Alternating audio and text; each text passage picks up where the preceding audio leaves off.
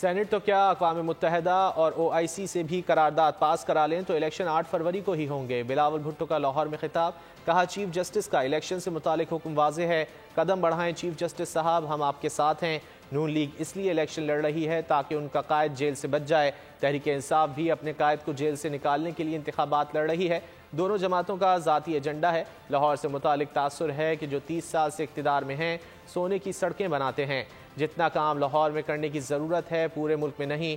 لاہور کا انتخاب اس لیے کیا ہے تاکہ پیپلز پارٹی اس شہر، صوبے اور ملک کی تقدیر بدل سکے۔ الیکشن کمیشن نے اسکیجول اعلان کیا ہے، فیبری 8 کو الیکشنز ہو رہے ہیں۔ برے سینٹ سے قرارداد آپ پاس کروا دے، اقوام متحدہ سے قرارداد پاس کروا دے، OIC سے قرارداد پاس کروا دے، الیکشنز تو فیبری 8 پہ ہوں گے۔ جسٹس فائز عیسیٰ صاحب نے کہا ہے، پتھر میں لکھا ہوا ہے کہ فیبری 8 پہ الیکشنز ہوں گے۔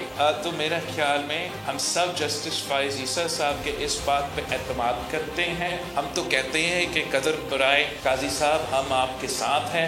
ہمیں ایک تاثر دیا جاتا ہے جو ہمارے سیاستدانوں اس شہر کے بارے میں بات کرتے ہیں اور جس طریقے سے وہ ملک بھر میں پیش کرتے ہیں کہ یہاں لاہور میں دودھ اور شہد کے نہریں بہتے ہیں۔ میرا خیال میں جتنا کام یہاں لاہور میں کرنے کی ضرورت ہے وہ شاید باقی پاکستان میں اتنا کام کرنے کی ضرورت نہ ہو۔